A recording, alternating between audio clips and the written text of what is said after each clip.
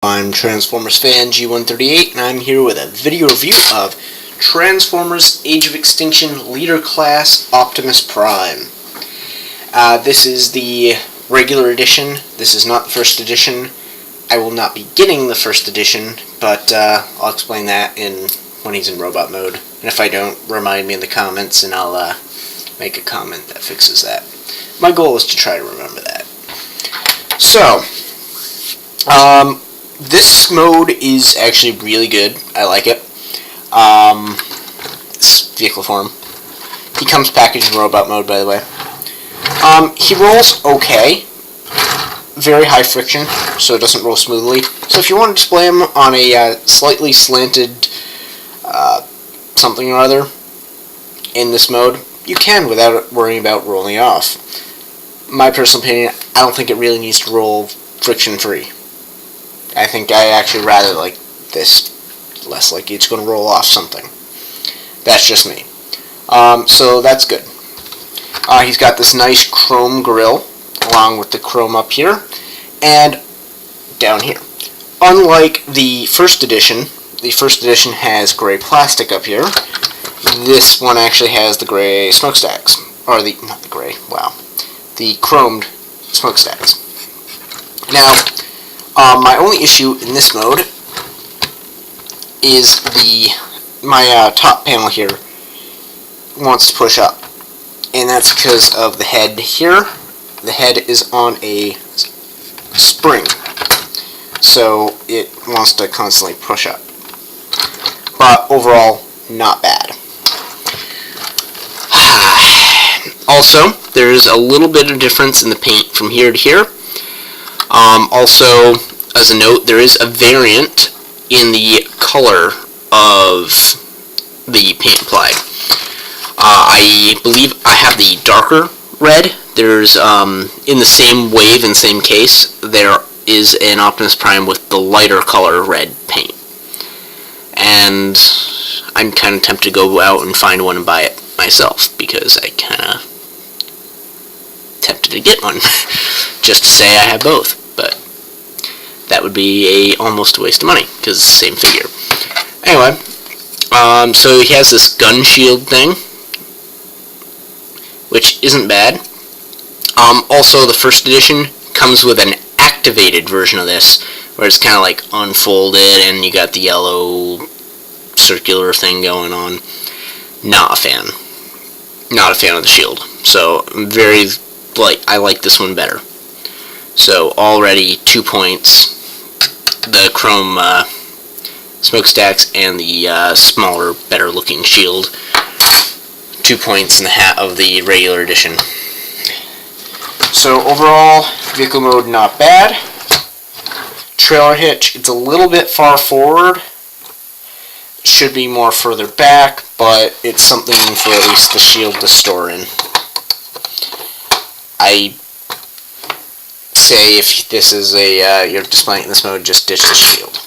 The sword, if you look underneath, doesn't obviously look robotic, which is nice, but it does store the shield there, or I can't even speak today, I'm sorry.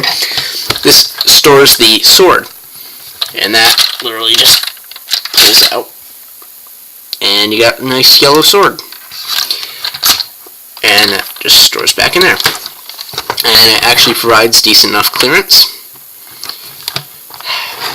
Oh, and the tires are rubber, which is always nice. I would have liked to see the chrome wheel wells, though. I think that would have been cool. Also, there's a little bit of issue with the chrome chipping up here on both these spikes. Just because they're there. The armor likes rubbing up on those. But, it is what it is. Overall, not bad. I like the chrome. It's used in moderation. I think it's overused on the chest of the first edition. I think it's in good moderate amounts on this one. So, for transformation, it's a pretty basic transformation here. I'm going to start by removing the sword. You don't have to. I just prefer to remove the sword. You can completely transform that with it staying on without any ill effects. grab the top here, pull this up, and this is what I was talking about with the head on the spring here. Okay, so once it's in this mode, we're just gonna unclip these down here, rotate this whole, bend these down along the side, bend this whole thing up, then grab this whole assembly and slide these wheels down, and that clicks into place. Next, we're going to come up front, going to grab the arms, which are on the side, rotate them down, up, down again, and down.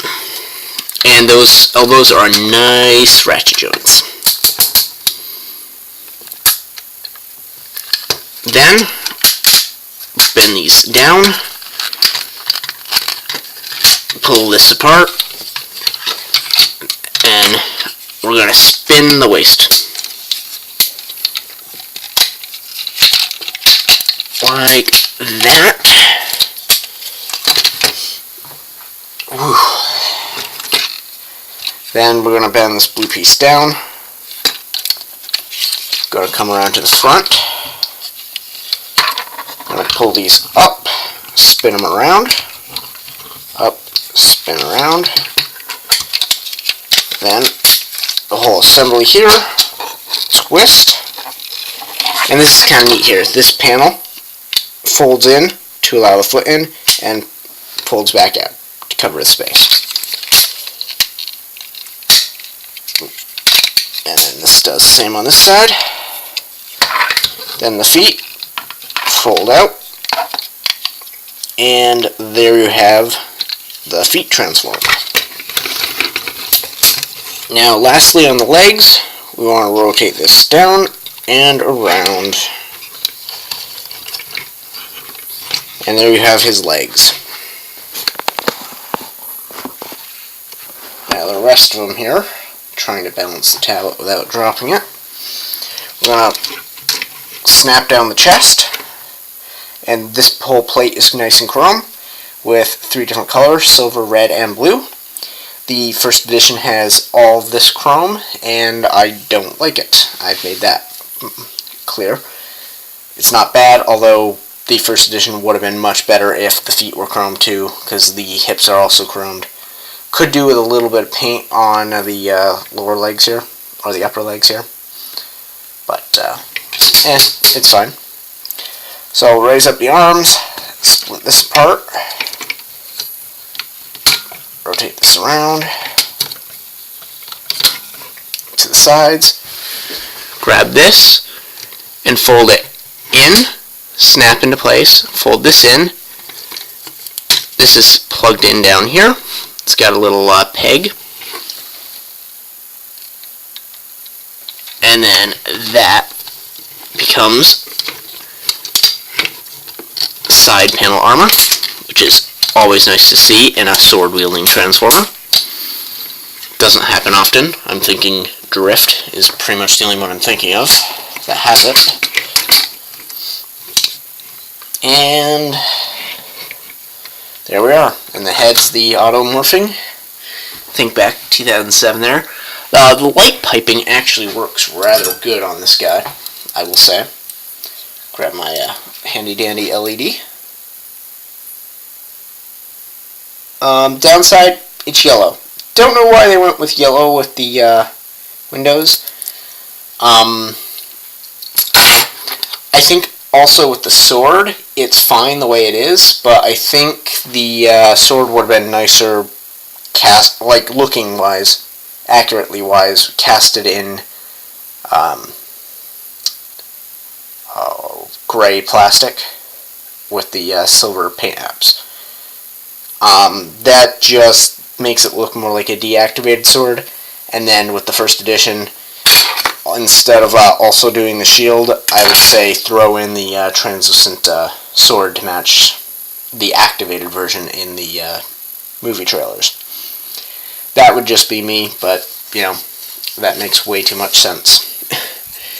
So, a little bit of articulation real quick, and I'll get into some of the cool features. shoulder pads, I'm going to try not to get my arm in the way of the light. The lighting in my place right now is pretty bad. So it's got this nice motion here. Basically covers the arm from all angles. The arm has a little bit of motion here due to transformation. A nice ratchet forward and backward. If the armor isn't there, all the way around.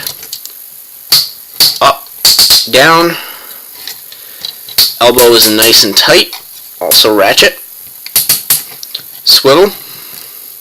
I really wish the hands had a swivel in them, especially for a sword-wielding Autobot or sword-wielding Transformer. Highly disappointed. You almost need that wrist motion to get some decent poses, but you can get some really good ones with this anyway. Okay, and then he's got a thumb motion here, so you can kind of maneuver his hand around a little bit. And the sword can plug into either hand. Down here, we have the motion due to transformation here, and of course, side panels. Front panel can move forward to allow legs. His legs could go further back, but the backpack, which is probably the least attractive thing about this figure, is on the back.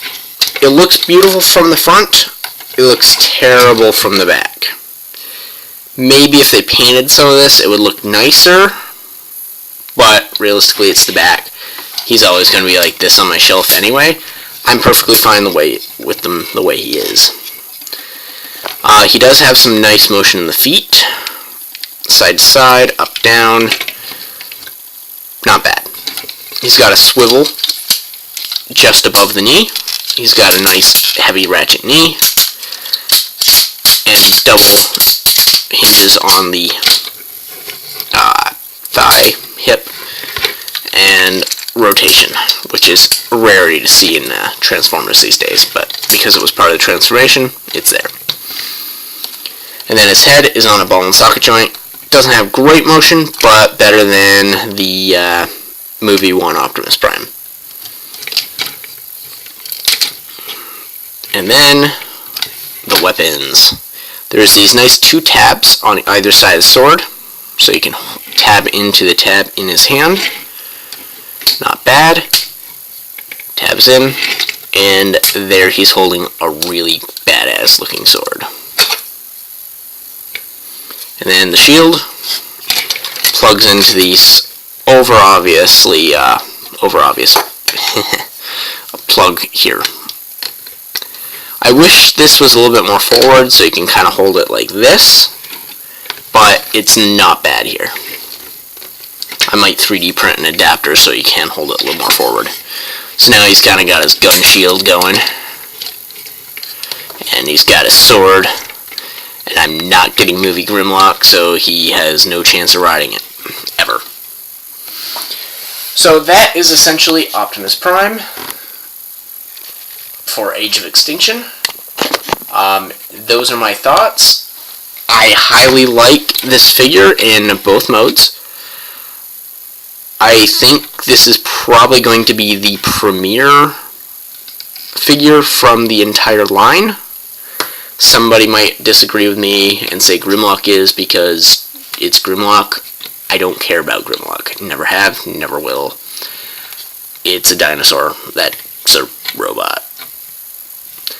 He's not bad. I like the original character. Not a fan of the new one at all. But anyway, there's your 360. Not bad. This is where you kind of get a little damage on these, moving around the feet. Oh, those rub together. But overall, sorry, couldn't even see that. Here and here. So overall, I like the figure. I would recommend it. It's a fun toy. Definitely fun. Yeah. That's that. I've talked for 14 minutes about it, so I guess you want to hear the number.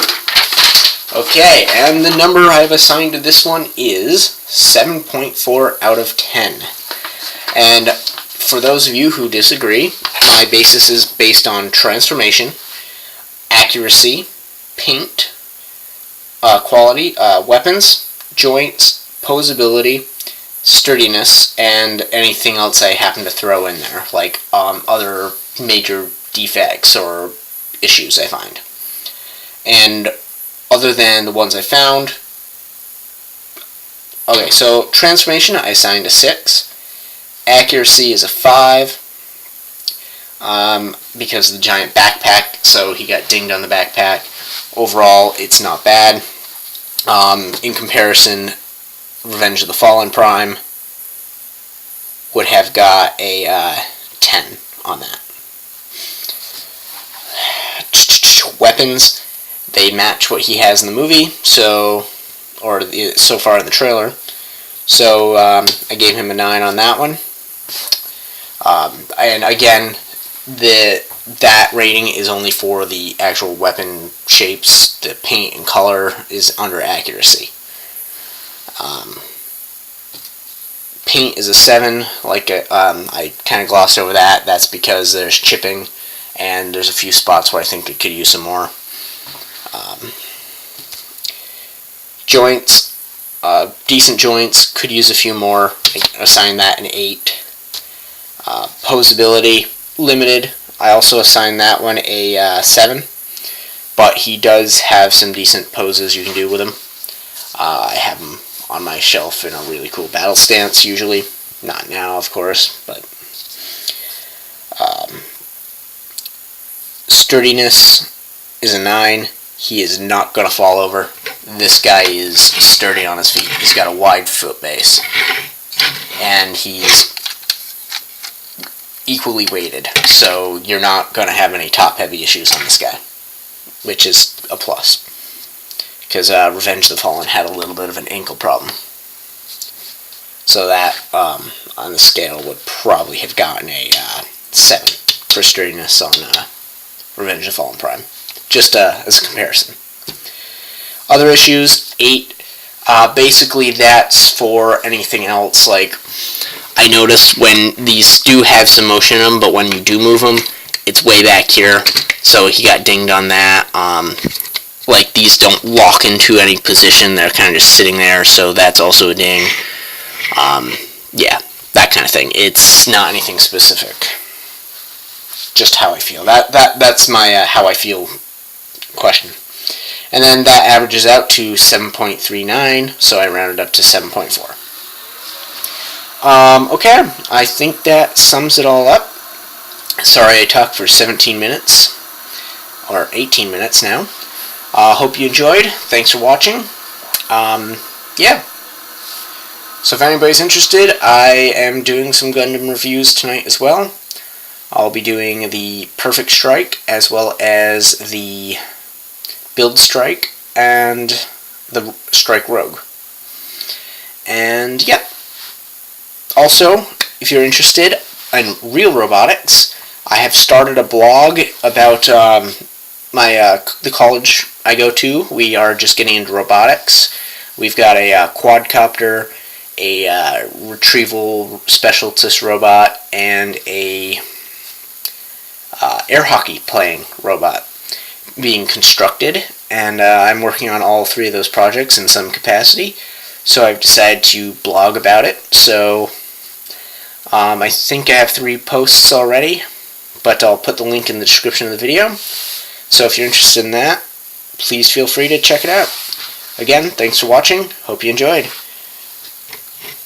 and don't forget to catch Age of Extinction when that comes out, because I'm sure it'll be interesting one way or the other. Enjoy.